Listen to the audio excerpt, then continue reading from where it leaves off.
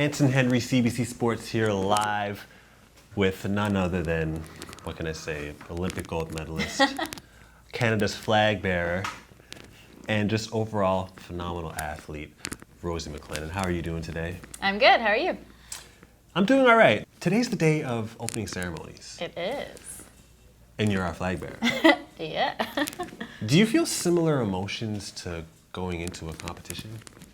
I think it's a little bit different. I think going into a competition, you're a little more focused on your performance, whereas the opening ceremonies, it's a time to unite as a team. It's a time when that Olympic flame is lit and it really hits you that you're here, you're at the Olympics, it's game time. But I don't know, it's awesome because it's the first time the entire Team Canada comes together. And I do agree with the fact that it is with the team. Yeah.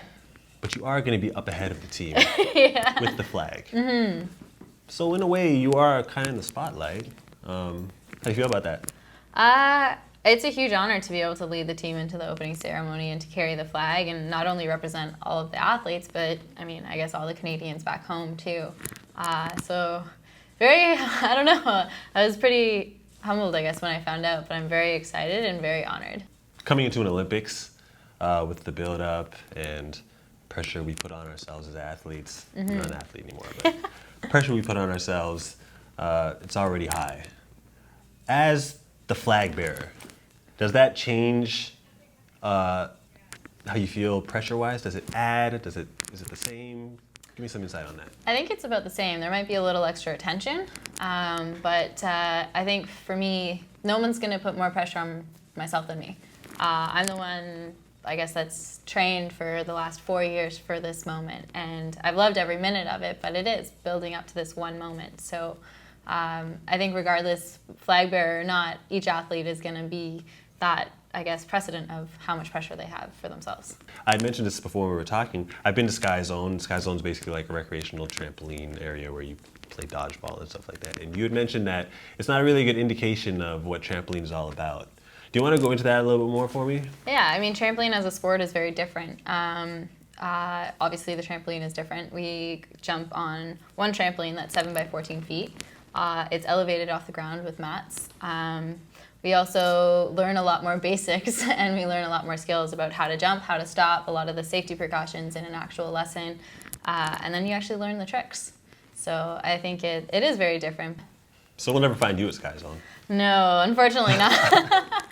Outside of your competition, are you going to get a chance to go and watch anything? I hope so. I think before the competition, I'm going to check out the women's artistic gymnastics to cheer on my roommates, the girls, but also... Who are your roommates before you go on? The women's team, the 5 girls that are competing for Canada. Perfect. For the gymnastics team. But yeah, also to get a feel for what the gym will be like. Because it's in the same arena, and you want to feel that energy and see what it's going to be, but a lot of the watching will have to wait till after. Tell me something about your prep the days going in that isn't along what other athletes do. Everyone knows you got to get your sleep. Everyone knows you got to eat right. Everyone knows you got to stay hydrated. But is there anything that you do that may be, a little bit different from other athletes or something that's unique?